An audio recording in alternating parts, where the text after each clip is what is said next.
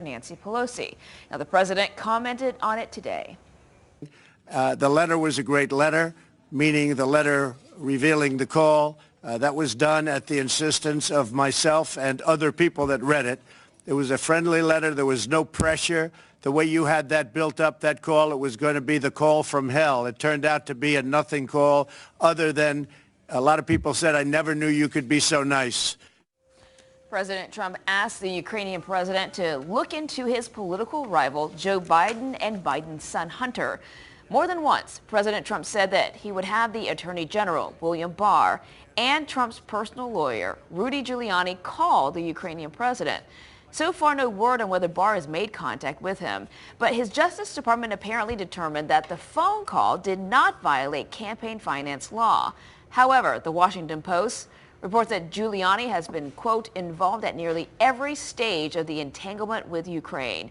That reportedly includes setting up meetings with subordinates of the president of Ukraine. 7:33, the Department of Transportation is removing those parking barriers at Laniakea Beach today. Yeah, it's only temporary, even though a lot of people wish that that dirt parking lot would remain closed. Mileka Lincoln joins us live on the situation and has the latest. Mileka.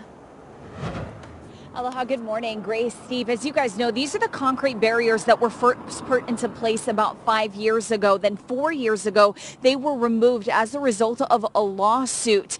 And they have since been pushed back here up against the fence line on the Mauka side of Kamehameha Highway, allowing cars once again to park in this dirt lot and allowing for people to then dash across the 2 lanes of Kamehameha Highway, creating what many have described as just an awful traffic congestion situation here on the North Shore, and also real safety concerns, which were recently highlighted when a 10-year-old boy was hit crossing the road. But today, what's going to happen is the State Department of Transportation Highways Division crews are going to be removing these concrete barriers because they need to make way in order to do a shoreline certification project, which they say will determine what processes the state must then follow to move forward to address the traffic concerns in this area with a more permanent solution. They need environmental clearance to move Kamehameha Highway slightly Mauka to make room for parking and beach access along the Makai side of the road. Now, this is a project that's expected to take about 2 years,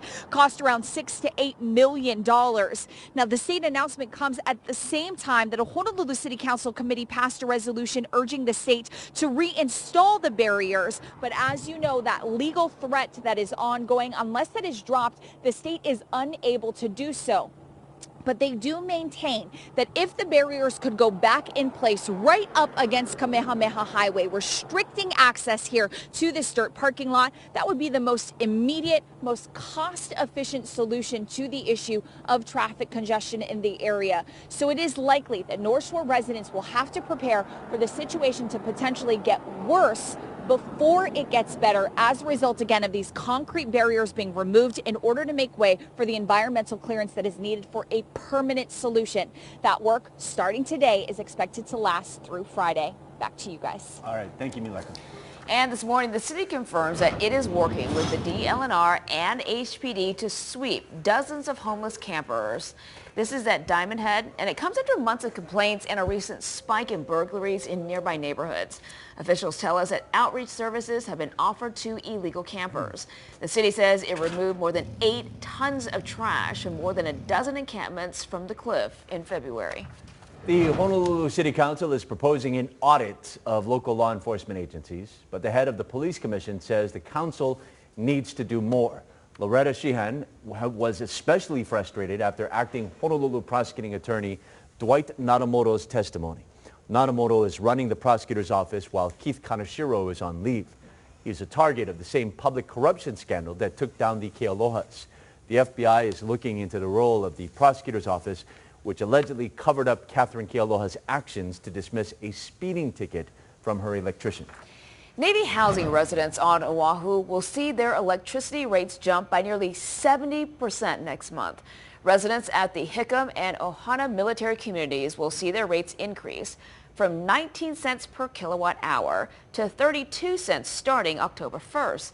That means for a home using 500 kilowatt hours per month, the bill would go up from $95 to $160.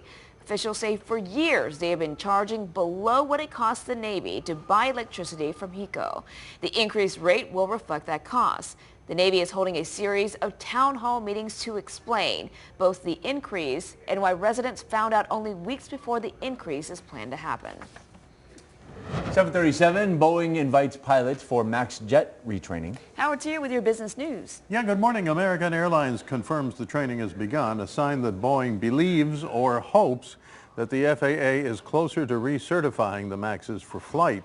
Several airlines either flew MAXs to Hawaii or planned to before the March grounding. Maunalani Resort plans a recruitment fair Friday at 10 a.m. at the resort's visitor center. And Kauai has a free career expo Saturday 10 to 2 at Kukui Grove Center.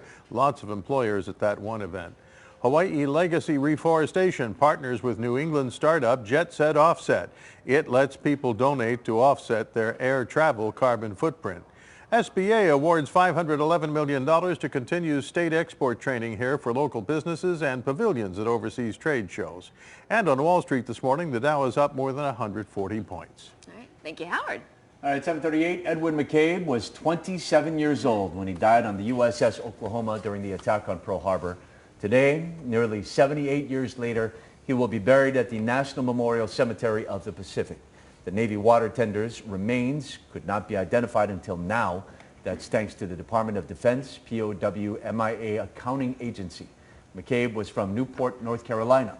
He'll be buried with full military honors this morning at 11:30 a.m. Let's take a live look at Hilo as we go to break. We'll be right back.